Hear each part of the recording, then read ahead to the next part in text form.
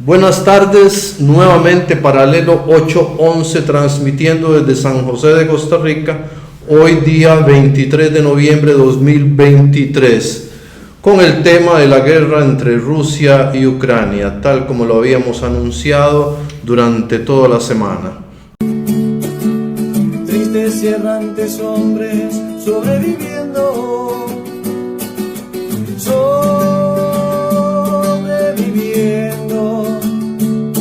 Выходила на берег Катюша, на высокий берег, на крутой.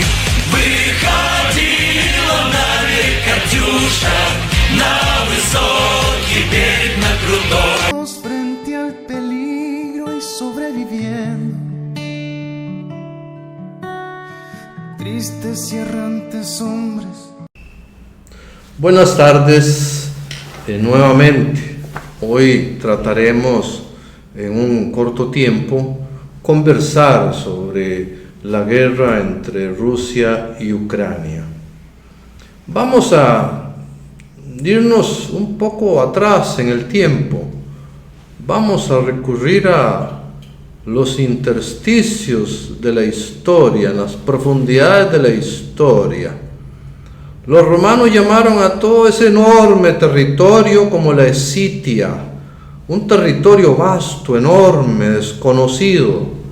Durante muchos siglos, romanos y griegos trataron de conquistar ese enorme territorio de lo que hoy conocemos como Rusia, Ucrania, Bielorrusia, el mundo eslavo. Los griegos y los romanos se disputaron gran parte de lo que hoy conocemos como Europa y un poco más allá, y llegaron hasta estos vastos territorios. Vemos, por ejemplo, de que, para recordar así rápidamente, los romanos dejaron su herencia hasta el día de hoy en un país que lleva un nombre muy parecido, ¿verdad? Rumanía. Es uno de los países que hoy ocupan un gran territorio en Europa del Este, y que pues además Rumanía heredó la lengua, heredó una serie de tradiciones de los romanos. Los romanos fueron más allá, igual que los griegos, y se asentaron en alguna región de esa enorme Escitia y básicamente conquistaron territorios de lo que hoy conocemos como la península de Crimea. Tal grado de que los nombres inclusive de Crimea no son eslavos, no son ni rusos ni ucranianos, sino que en su mayoría son nombres griegos o romanos, y los monumentos históricos de aquella época nos recuerdan ese pasado remoto, la conquista de romanos y de griegos. Estos enormes, vastos territorios, si hablamos un poco más concreto de lo que hoy conocemos como Ucrania, fue pues un territorio habitado básicamente por tribus que no estaban organizadas en un principio y que luego pues se vinieron forjando a través de lo que los etnólogos llaman como la etnogénesis de una nación-pueblo que podemos llamar como la nación eslava. En ese territorio confluyeron una cantidad enorme de tribus, inclusive de vikingos provenientes del Báltico y de otros territorios adyacentes. Este fue un territorio que siempre fue habitado por todo tipo de grupos humanos, y inclusive el territorio hasta hace poco tiempo fue pues un lugar en donde no había límites, fronteras ni naturales, ni etnográficas, ni un territorio difuso, muy difuso.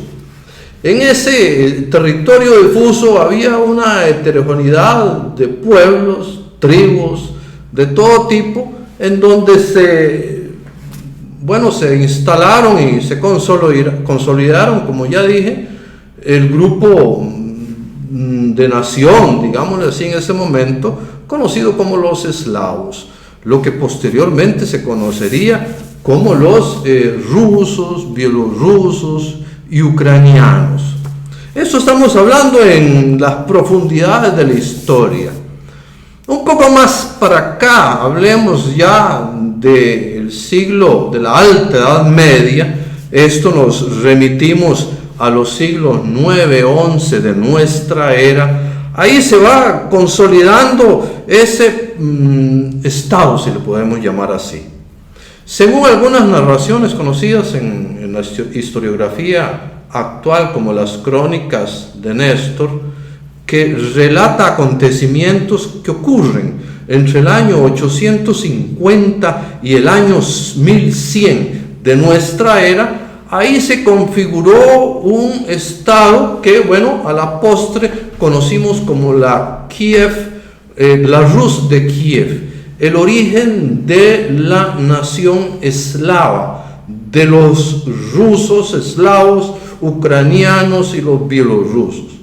La Kiev de Rus, bueno, en un principio estuvo buscando afanosamente cómo consolidar esa nación a través de la lengua, a través de la religión, y fue hasta el año 988 de nuestra era cuando el príncipe Vladimir, que gobernaba la Rus de Kiev en ese momento, acepta al cristianismo ortodoxo oriental, el cristianismo oriental, como religión, digámoslo que estatal, oficial de la Rus de Kiev.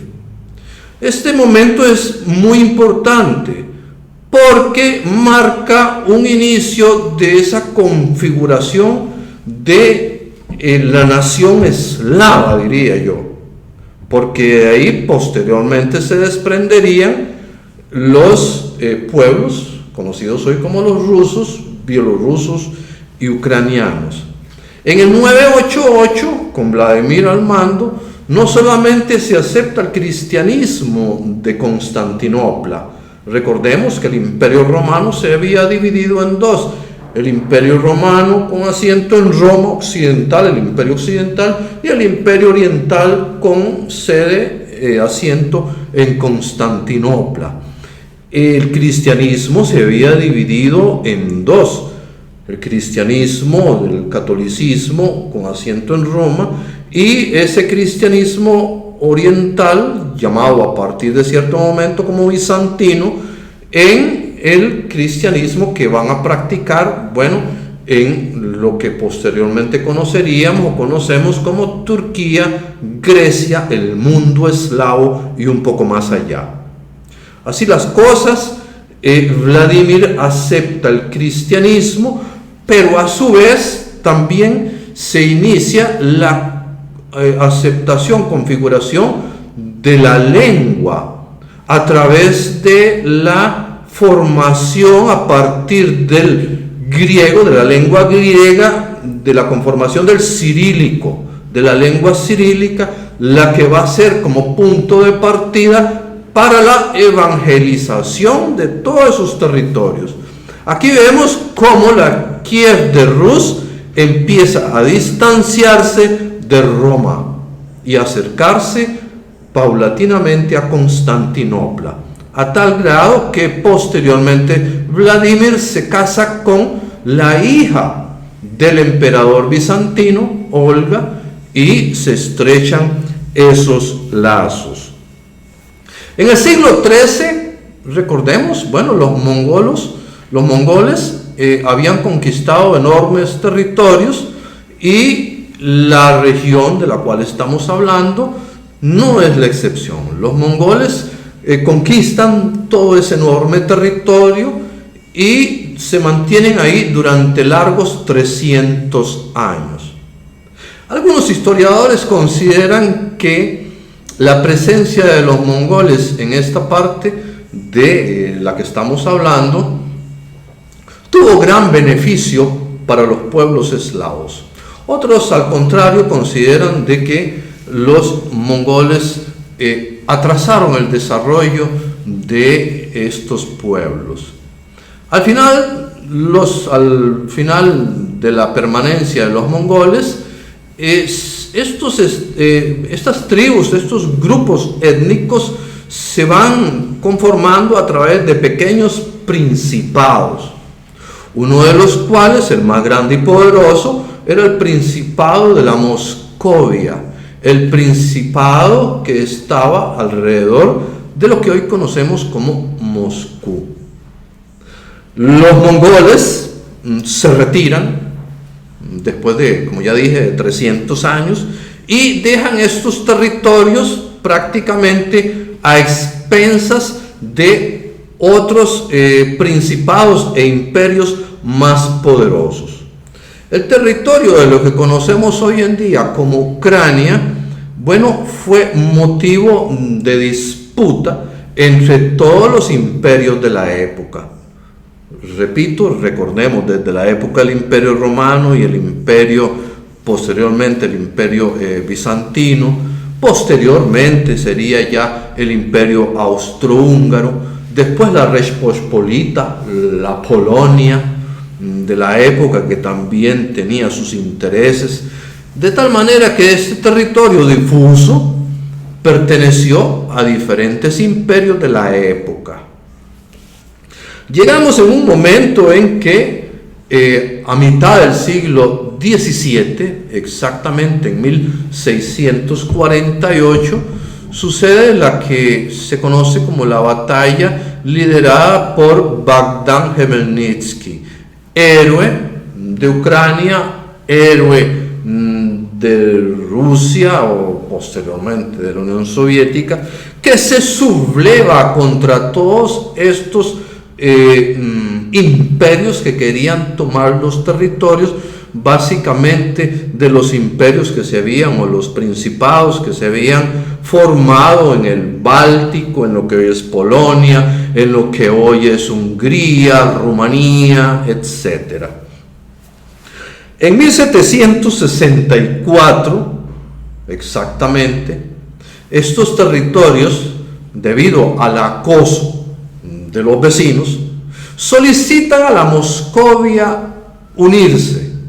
Y la Moscovia obviamente acepta, y estos territorios se unen a ese territorio que ya hemos mencionado y que es el Principado de la Moscovia. El Principado de la Moscovia más o menos transcurre durante el siglo XVI, XVII y hasta el XVIII.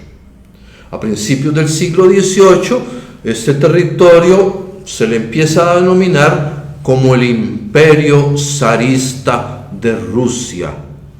Pedro el Grande, Pedro I, es el que con mano de hierro moderniza, dice la historiografía moderna y contemporánea, la región, bueno, conocida como el Imperio Ruso. Si nos trasladamos un poco más para acá, hablemos ya de la desintegración de los tres grandes imperios en la Primera Guerra Mundial. El Imperio Otomano se desintegra, el Imperio Austrohúngaro también, y el Imperio Zarista también empieza a desmoronarse. Es aquí cuando otra vez en estos territorios, habitados por una, repito, heterogeneidad de grupos étnicos, en donde confluyen ya a partir del siglo XIX rusos, llamados ucranianos, llamados bielorrusos, húngaros, rumanos, polacos, judíos, gitanos, griegos, etcétera, etcétera. En 1917, recordemos, triunfa en Petrogrado la revolución bolchevique. Y bueno, otra vez estos territorios de lo que hoy conocemos como Ucrania también se ve influenciado por los acontecimientos de Petrogrado. Y en estos territorios se fundan, se organizan las diferentes denominaciones de todos los grupos. la República Popular de Ucrania, rápidamente o por un tiempo corto, y otras denominaciones que confluyen en ese territorio. En 1921-1922 se empieza a formar lo que a la postre conocimos como la Unión Soviética. Y es aquí en donde Vladimir Ilich Lenin, el líder de la revolución bolchevique, logra unificar todos estos territorios bajo el nombre de Ucraina. Según dicen los historiadores y los etnógrafos, bueno, se toma el nombre de Ucraina basado en, en que esta región siempre estuvo en la frontera de todos los imperios, Nakrainie, en los confines de todos los imperios. Vladimir Ilich Lenin logra unificar estos territorios, a los cuales le da el nombre de Ucraina. Bueno, romanizado, latinizado, Ucrania. Así funciona bajo el mando, bajo el contexto, bajo lo que se conoció como la Unión Soviética, las 15, posteriormente 15 repúblicas, una de las cuales era de 1922 a 1991 la República Socialista Soviética de Ucrania. Aquí hay un pequeño paréntesis. Muerto Vladimir Ilich Lenin, le sucede en el cargo de jefe de Estado Joseph Stalin, quien con mano de hierro dirige la Unión Soviética vísperas de la Segunda Guerra Mundial, durante todo el periodo de la Segunda Guerra Mundial, y muere en 1953. Le sucede en el cargo Nikita Khrushchev, nacido, en la frontera, en la región de Kursk, en la frontera entre lo que hoy conocemos como Rusia y Ucrania. Inclusive Nikita Khrushchev, durante la época de la Segunda Guerra Mundial, fue dirigente político, primer secretario del Partido Comunista en Ucrania. En 1954, en conmemoración de los 300 años de la unificación de estos territorios, la anexión de estos territorios a Rusia, Nikita Khrushchev le concede, le regala a Ucrania la península de Crimea. Recordemos que era un solo país, la Unión Soviética.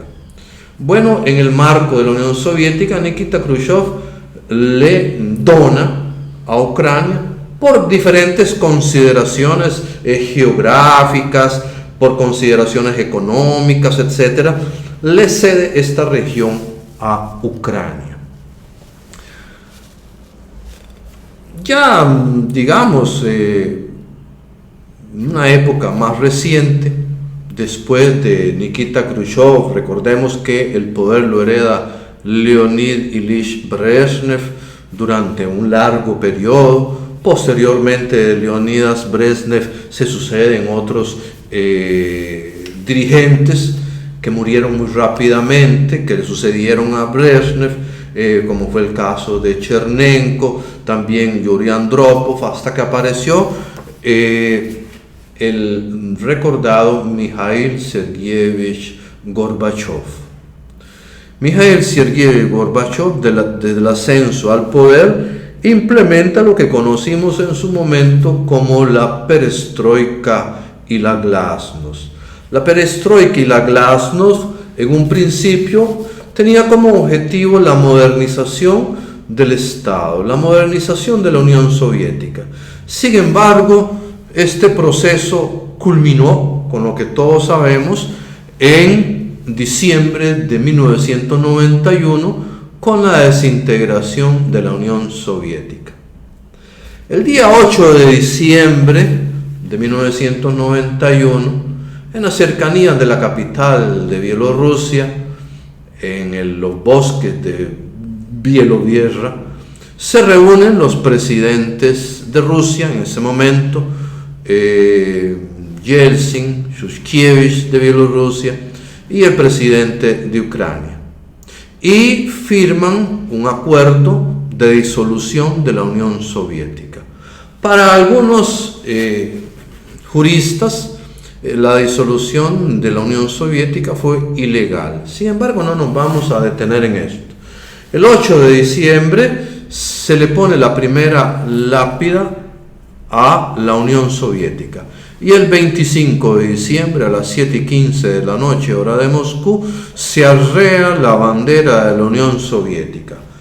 A partir de ese momento, Mikhail Sergeyevich Gorbachev deja de ser presidente de la Unión Soviética y el país desaparece. No sin antes decir algunas palabras célebres que se convirtieron en proféticas. Mikhail Gorbachev, vísperas, o ese mismo día, vísperas de la disolución oficial de la Unión Soviética, se preguntó: ¿qué va a pasar con las fronteras de la Unión Soviética?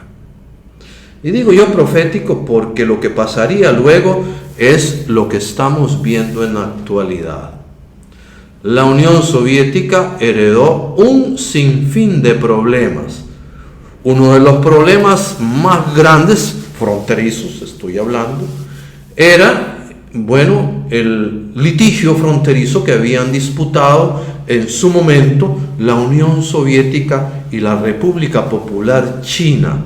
Recordemos ese breve periodo de enfrentamiento en el río Isuri, donde se disputaron la isla de Damansky, y que enfrentó a estas dos potencias comunistas en una peligrosa guerra, inclusive que se llegó a temer de una guerra nuclear.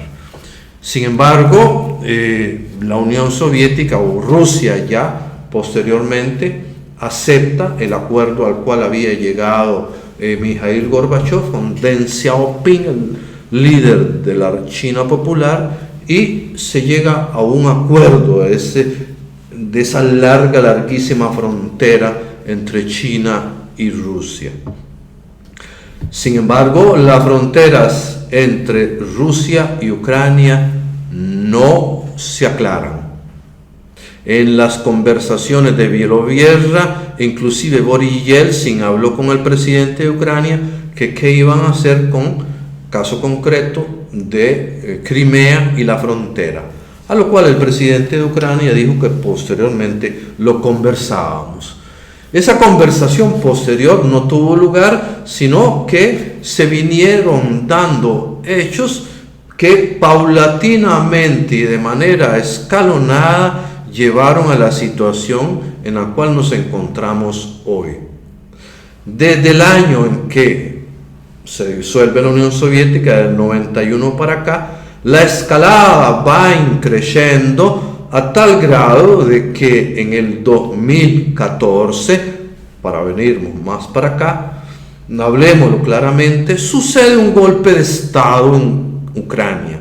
El presidente electo legítimamente, Víctor Yanukovych, es obligado a renunciar después de las protestas conocidas en Occidente como el Euromaidán.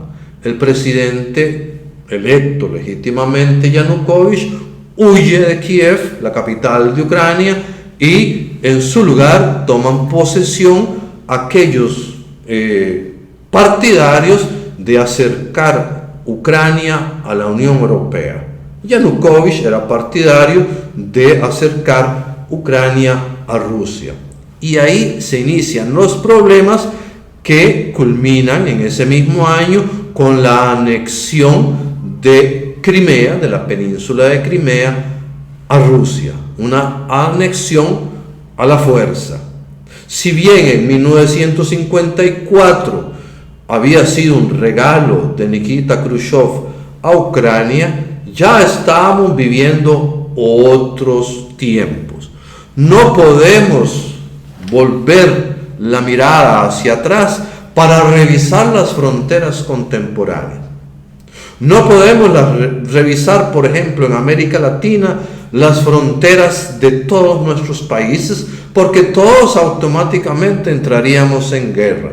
Costa Rica reclamándole Chiriquí y Bocas del Toro a Panamá, Colombia reclamándole a Ecuador, Ecuador a Perú, Perú a Chile, Bolivia a Chile y Perú, Argentina a Chile, etcétera, etcétera. Igual en Europa, las fronteras no pueden ser revisadas a la fuerza, ya que estamos viviendo otros tiempos y el mundo, como lo hemos venido viviendo de 1945 a hoy, desde la Segunda Guerra Mundial a hoy, había sido un mundo, a pesar de la Guerra Fría, un mundo relativamente estable. Repito, a pesar de la Guerra Fría. Del año 2014 para acá, a 2021, el conflicto entre Ucrania y Rusia se va agravando, a tal grado de que llegamos al momento en que los rusos se dan cuenta que no tienen otra salida que tomar una decisión que, bueno, todo mundo le achaca a Vladimir Putin. Sin embargo, Rusia es dirigida por una, digámoslo así, a imagen y semejanza de lo que fue la Unión Soviética en el Politburó del Partido Comunista en su época. Hoy Rusia es dirigida por un Consejo de Seguridad que otra vez son 13 personas y muy parecido a la Unión Soviética. De 13 miembros, 12 son hombres y solamente una mujer. Esto lo digo porque en Occidente se ha tratado de satanizar a Vladimir Putin. No, detrás y a la par de Vladimir Putin hay otros actores importantes.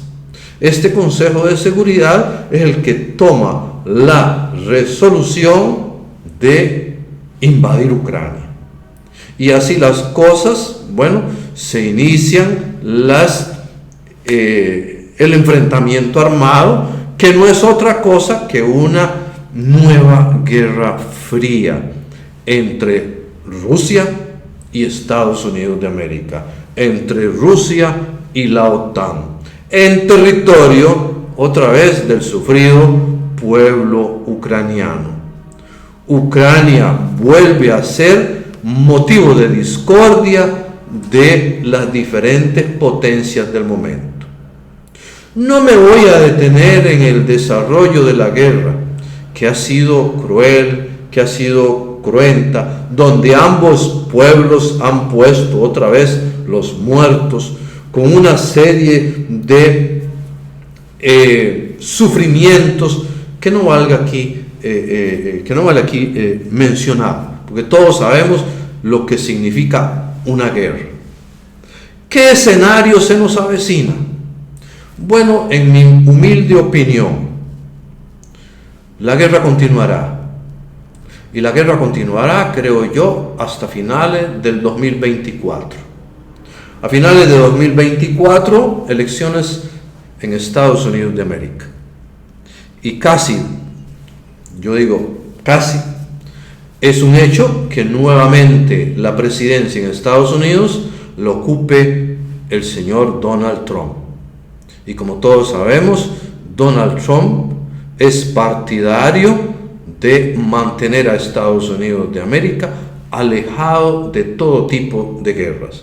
De tal manera que yo creo que la guerra terminará en el momento que Donald Trump se instale en el poder en Estados Unidos y llegue a un acuerdo directo con Rusia. Aquí viene otra parte que vale mencionar y que no se menciona en los noticieros occidentales. Aquí tiene mucho que decir también Polonia. Polonia nada más está esperando el zarpazo. Polonia está esperando el momento para ocupar una parte de Ucrania. Y de hecho ya la tiene ocupada, la parte occidental de Ucrania. Bueno, para nadie es un secreto que está bajo la total influencia de Polonia. Bueno, y el señor Víctor Orbán también tiene mucho que decir, porque en Ucrania también viven húngaros. Y los rumanos también tienen que decir mucho, porque también viven rumanos. O sea, yo me temo que la guerra actual entre Rusia y Ucrania traerá consecuencias nefastas para el pueblo ucraniano. Y yo me temo que Ucrania se divida en varios estados. Me temo que otra vez Ucrania sea motivo de división, como lo fue en el pasado, y Ucrania se vea reducida a un territorio cada vez menor. Al día de hoy, Ucrania ya perdió el 20% de su territorio. Y bueno, de acuerdo a lo que vemos, a lo que analizamos y lo que ha dicho Vladimir Putin el día de ayer, el fin a la guerra no se vislumbra pronto. Yo me detengo acá y nada más anunciamos que la próxima semana estaremos nuevamente a las 16 horas de Centroamérica y México, 22 horas UTC, con el invitado especial, el doctor Guillermo Carvajal, y su servidor, para analizar la otra guerra. Vea que hemos venido analizando 3 guerras: la guerra de Yemen, la guerra Rusia-Ucrania, y la próxima semana analizaremos la guerra Israel-Palestina. Muchas gracias.